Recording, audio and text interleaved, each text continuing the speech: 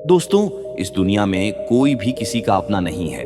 अगर आपको भी लगता है कि इस दुनिया में कोई आपका अपना है, तो आप बिल्कुल गलत हो, क्योंकि जब आपको उन लोगों की जरूरत पड़ेगी तो कोई भी साथ नहीं देगा। ये एक कड़वा सच है। आप लोग इसे जितना जल्दी अपने दिमाग में बैठा लो, उतना ही आप लोग के लिए अच्छा होगा। किसी रिश्ते की मजबूती और स्थिरता समय के साथ परखी जाती है। जब तक आपकी जरूरत होती है, तब तक लोग आपके करीब होते हैं। लेकिन जब हालात बदलते हैं, तो लोगों की सच्चाई सामने आती है। चलिए दोस्तों, आज की इस बौद्ध कहानी के जरिए पता करते हैं कि सच में कोई अपना है भी या नहीं। आप लोग इस कहानी में हमारे साथ अंत तक बने रहे, क्योंकि आधा अधूरा ज्ञान विष के समान होता है। तो चलिए बिना समय बर्बाद किए कहानी शुरू करते हैं। दोस्तों, अगर आप हमारे चैनल पर नए हो तो चैनल को सब्सक्राइब कर लें। आपको यहाँ जीवन कथाएं सुनने को मिलती है जो आपके जीवन को मार्गदर्शन प्रदान करती है। बहुत समय पहले की बात है।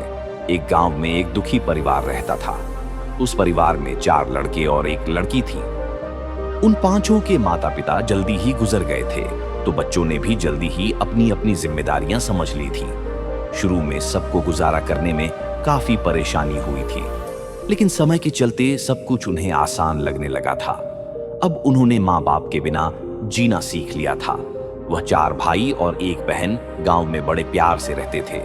दिन निकलते चारों भाई शिकार के लिए निकल जाते और बहन सबके लिए खाना पकाती थी और घर के सभी काम काज करती थी। भाई जब जंगल से वापस आते तो साथ में बड़े बड़े जानवर, पक्षी आदि को मार कर लाते थे। वह चारों भाई जो भी चीज लाते थे, बहन उनके मांस को बड़े चाव से पकाती थी और सब भोजन करके बड़ी तृप्ति का अनुभव करते थे। ऐसे ही दिन गुजर रहे थे। एक दिन की बात है। चारों भाई जंगल में शिकार करने के लिए गए थे। शाम होने वाली थी। बहन सबके लिए खाना बना रही थी। जब वह सब्जी बनाने के लिए उस सब्जी को काट रही थी, तभी चाकू की तेज धार से उसकी एक उंगली कट गई। अब उस कटी हुई उंगली से खून की धारा बहने लगी। अब बहन ने सोचा, यदि मेरे भाइयों ने मेरी कटी हुई उंगली देखी तो मेरे भाई बड़े दुखी हो जाएंगे। इसीलिए उसने सोचा कि अपने भाइयों को यह बात नहीं बतानी चाहिए और उनसे छिपा कर रखना चाहिए। उसने बहते हुए खून को अपनी ओढ़नी से पूछना चाहा, किंतु उसने सोचा कि उसके भाई उसकी ओढ़नी में लगे हुए खून के धब्बों को देखेंगे तो मुझसे पूछेंगे। फिर उसने सोचा कि चलो दीवार पर पहुंच देती हूँ, लेकिन फिर उसने सोचा कि दीवार पर खून को पहुंचना ठीक नहीं रहेगा। उसने सोचा, अगर मेरे भाइयों ने देख लिया कि दीवार पर खून पहुंचा हुआ है तो वह मुझसे अवश्य से पूछेंगे और फिर मुझे बताना पड़ेगा और वह फिर परेशान हो जाएंगे। फिर बहन बेचैन होकर इधर उधर घूमने लगी, लेकिन उसे कोई ऐसी जगह नहीं मिली जहां उसका बहता हुआ खून उसके भाइयों की नजरों से बच सके। उसे कोई उपाय ना मिलने पर उसने उसी सब्जी में खून मिला दिया जिसे वह खाने के लिए बना रही थी। शाम को जब चारों भाई जंगल से वापस आए तो बहन ने भाइयों के लिए खाना परोसा। आज चारों भाइयों को सब्जी बहुत ही स्वादिष्ट लगी। चारों भाई अपनी अपनी उंगलियां चाटते रह गए और अपनी बहन की पाक कला की तारीफ करने लगे। अपनी तारीफ सुनकर बहन भी बहुत खुश हुई। चारों भाई दिन भर के काम करने के कारण थके थे, इसलिए चारों भाई उस दिन जल्दी सो गए। अगली सुबह रोज की तरह पेड़ के नीचे जाकर बैठ गए और बातें करने लगे कि रात के भोजन में बहन ने जो सब्जी बनाई थी वह बहुत स्वादिष्ट थी। सभी उसी सब्जी की चर्चा करने लगे। चारों भाइयों ने कहा, इतना स्वादिष्ट खाना तो हमने आज तक नहीं खाया। वह चारों भाई कहते हैं, आज घर चलकर इसके बारे में अपनी बहन से जरूर पूछेंगे। सब्जी में उसने ऐसा क्या मिलाया था जिससे वह सब्जी इतनी स्वादिष्ट बनी थी। शाम को चारों भाई जब घर आए तो दोबारा अपनी बहन की कुशलता की तारीफ करते हुए कहने लगे, बहन, कल रात की सब्जी में तुमने ऐसा क्या मिलाया था जिससे सब्जी इतनी स्वादिष्ट बनी थी। बहन बताना तो नहीं चाहती थी, क्योंकि वह सोच रही थी, अगर उसके भाइयों को पता चला कि उसकी उंगली कट गई है तो मेरे भाई दुखी हो जाएंगे। इसीलिए उसने कहा, कुछ नहीं, बड़े भैया जो रोज बनाती हूँ वही बनाया था। तो उसका बड़ा भाई कहने लगा, बहन तुम्हें आज बताना ही पड़ेगा। जानना चाहता हूँ कि हमारी बहन ने इतनी स्वादिष्ट सब्जी कैसे से बनाई। तुम्हें मेरी सौगंध है बहन, तुम्हें आज सच्चाई बतानी ही पड़ेगी। बड़े भाई का सब सम्मान करते थे, इसलिए बहन को भी अब सच बोलना पड़ा। उसने धीरे धीरे सारी बात बताते हुए कहा, भैया मेरी उंगली कट गई थी। मैंने सोचा कि आप लोगों को पता चलेगा तो आप दुखी होंगे, इसलिए मैंने अपने खून को सब्जी में मिला दिया था। ये सुनकर तीन भाइयों ने मन में सोचा, इसके खून की चंद बूंदें इतनी स्वादिष्ट है तो इसका मांस कितना स्वादिष्ट होगा। रात के खाने के बाद चारों भाई सोने के लिए चले गए। चारों में फिर इस बात की चर्चा छिड़ गई। बड़ा कहने लगा, अरे भाइयों, खून की कुछ बूंदें हमारी बहन की इतनी स्वादिष्ट है तो सोचो उसके शरीर का मांस कितना स्वादिष्ट होगा। सबने बड़े भाई की हाँ में हाँ। परंतु छोटे भाई को यह बात गलत लगी। उसने बड़े भाई का मान रखते हुए कुछ नहीं कहा और अगले दिन शिकार के लिए चारों भाई जाते हैं। उस समय चारों भाइयों ने योजना बनाई कि बहन को मारकर उसका मांस बनाएंगे और खाएंगे। बहन का मांस खूब स्वादिष्ट होगा। छोटे भाई को अपने बड़े भाइयों की योजना बिल्कुल भी अच्छी नहीं लगी। वह अपनी बहन को बचाने के लिए बेचैन हो गया। वह खुलकर इसका विरोध तो नहीं कर सकता था क्योंकि तीन भाई एक तरफ थे। सभी भाइयों ने मिलकर एक टीले पर बांस के पत्तों का एक चबूतरा बनाया जिसे चांद कहते हैं। उनकी योजना यह थी कि बहन को बहला फुसलाकर यहाँ पर लेकर आएंगे और तीर मारकर अपनी बहन की हत्या कर देंगे और उसका स्वादिष्ट मांस खाएंगे। अगले दिन बड़े भाई ने अपनी बहन से कहा, मेरी प्यारी बहन, अब तुम बड़ी हो गई हो और शादी के लायक हो गई हो। मैंने तुम्हारे लिए एक सुंदर वर की तलाश की है। आज हम उसको देखने जाएंगे और उसका घर भी देख कर आएंगे, इसीलिए तुम भी हमारे साथ चलोगी। बहन शादी की बात से बहुत खुश हुई। तुरंत तैयार होकर भाइयों के साथ चलने लगी। चलते चलते जब बहन थक गई तो उसने अपने बड़े भाई से पूछा, भैया, मेरा ससुराल अब कितनी दूर है? तब बड़ा भाई बोला, बस कुछ देर में हम पहुंचने वाले हैं। और बड़ा भाई बोला, वह देखो बहन, दूर से दिखाई दे रहा है। बड़ा भाई उसी टीले पर बने चांद को दिखाते हुए बोला, देखो मेरी प्यारी बहन, तुम्हारा ससुराल जहां तुम राज करोगी। यह सुनकर बहन आनंदित हो उठी। चांद पर पहुंचने के बाद बड़े भाई ने अपने छोटे भाइयों को आदेश दिया, अपनी बहन को एक रस्सी के सहारे से बांस के खंभे से बांध दो। सभी भाई मिलजुल कर जल्दी से बहन को बांधने लगे। बहन ने अपने सभी भाइयों को हत्यारे के रूप में देखकर उसका हृदय हाहाकार करने लगा। वह ईश्वर को याद करते हुए कहने लगी, हे ईश्वर, अब तुम ही मेरा सहारा हो। मेरे चारों भाई मेरी हत्या करना चाहते हैं। इनमें से एक भी ऐसा नहीं है जिसके दिल में मेरे लिए दया और प्रेम हो। चौथे भाई को बहन की पुकार पर दया आ गई, परंतु तीन भाइयों का विरोध करने का साहस वह नहीं जुटा पाया। बहन को निर्ममता से बांधने के बाद बड़े भाई ने सबको बारी बारी से उस पर प्रहार करने का आदेश दिया। बड़ा भाई सबसे पहले हाथों में धनुष बाण ले जब अपनी बहन पर प्रहार करने को आगे बढ़ा, तब बहन भाई के सामने हाथ जोड़कर करुण स्वर में कहने लगी, मारो मारो भैया छाती में, लक्ष्य करके तुम्हारा तीर जंगल को जाएगा भैया, मारो मारो भैया। छाती में लक्ष्य करके भाई ने कठोरता दिखाते हुए तीर चलाया, परंतु उसका निशाना तो अचूक था, परंतु आज विफल हो गया।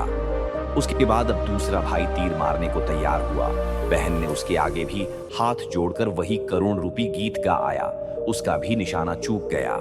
इसी तरह सभी भाइयों ने बारी बारी से बहन की छाती को लक्ष्य करके तीर मारने की कोशिश की, परंतु बहन हर बार यही दोहरा रही थी। तीन भाई लक्ष्य भेद करने में असफल रहे।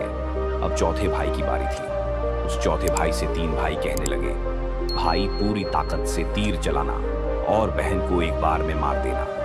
यदि तुम्हारा निशाना चूक गया तो तुम जिंदा नहीं बचोगे, हम सब तुम्हें मार देंगे। बहन ने छोटे भाई की जान बचाने के लिए अपनी न्यौछावर कर दी और अपने छोटे भाई को बचाने का निश्चय किया। वह ईश्वर से प्रार्थना करने लगी, हे ईश्वर, मेरे भाई का तीर मेरी छाती भेदने में सफल हो। छोटे भाई ने तीर चलाया, उसका तीर बहन के माथे पर जा लगा। वह से तड़प उठी। कुछ देर तड़पने के बाद उसने प्राण त्याग दिए। चारों ने मिलकर अपनी बहन का मृतक शरीर नीचे उतारा। तीन भाइयों ने मिलकर बहन के शरीर को छोटे छोटे टुकड़ों में काट डाला। बड़े भाई ने चौथे भाई को जंगल से लकड़ी और पानी लाने का आदेश दिया। छोटा भाई पानी और लकड़ियों के साथ साथ कुछ मछली भी ले आया था। वह अंदर ही अंदर बहुत दुखी था। उसके भाई बहन का मांस बड़े शौक से पका रहे थे। छोटा भाई बहन के मांस के साथ मछली पकाने लगा। उसने अपने खाने का जुगाड़ कर लिया। चावल और मांस तैयार हो गया। छोटे भाई ने पहले ही अपने बैठने के स्थान पर एक छोटा सा गड्ढा खोद लिया था। उसने अपनी बहन के मांस को चुपके से उस गड्ढे में डाल दिया और भात खाने लगा। बाकी तीन भाई बहन की हड्डियां चबाने लगे तो छोटा भाई मछली खाने लगा। जब सबने बहन के शरीर का स्वादिष्ट मांस खाकर अपना पेट भर लिया तो बड़े भाई ने चौथे भाई से कहा कि जूठा साफ कर दो। तब छोटे भाई ने जो बहन की बची कुची हड्डियां इकट्ठा करके एक गड्ढे में डाल दिया और ऊपर से मिट्टी से ढक दिया। कुछ समय बाद जहां पर बहन के मांस के टुकड़े डाले गए थे उस स्थान पर बांस का एक पौधा उगाया था। धीरे धीरे वहां पर बांसों का झुंड बन गया। एक बार एक संत आए और उसी बांस के झुरमुट तले छुपकर मल्लम करने लगे। उसी समय आकाशवाणी हुई, संत दुर्गंध आ रही है। यह आकाशवाणी सुनने के बाद संत ने झटपट उस स्थान को साफ कर दिया। उस संत ने झुरमुट में से एक बांस को काट लिया और अपने साथ ले गए। उस बांस को काटकर संत ने एक बहुत ही सुंदर बांसुरी बनाई और उसे बजाकर दिन भर लोगों के घर जाकर भिक्षा मांगने लगे और बदले में खूब सारा उपदेश देने लगे।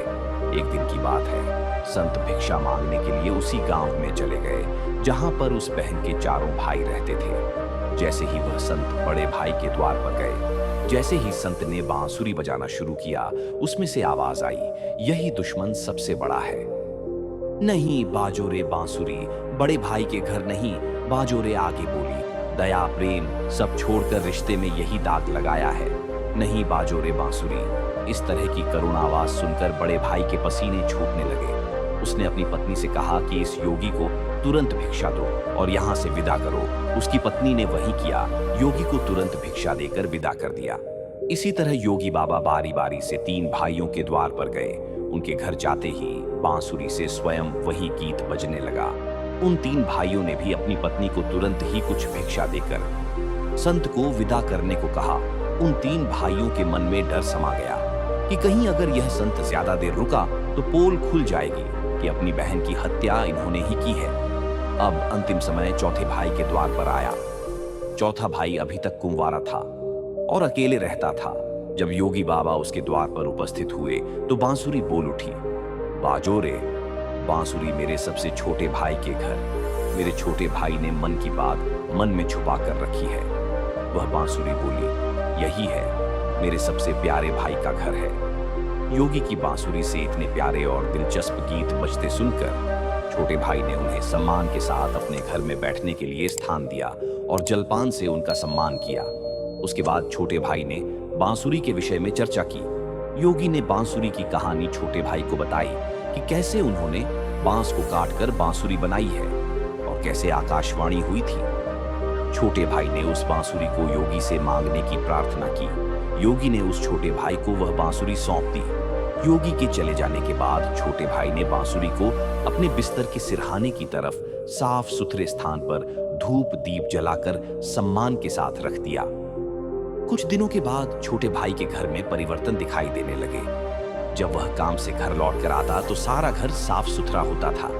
जब रोज रोज यही बात दोहराने लगी तो छोटे भाई ने अपनी भाभियों के घर जाकर पूछा, भाभी मेरी गैर हाजिरी में आप लोग मेरे घर की साफ सफाई करते हो क्या?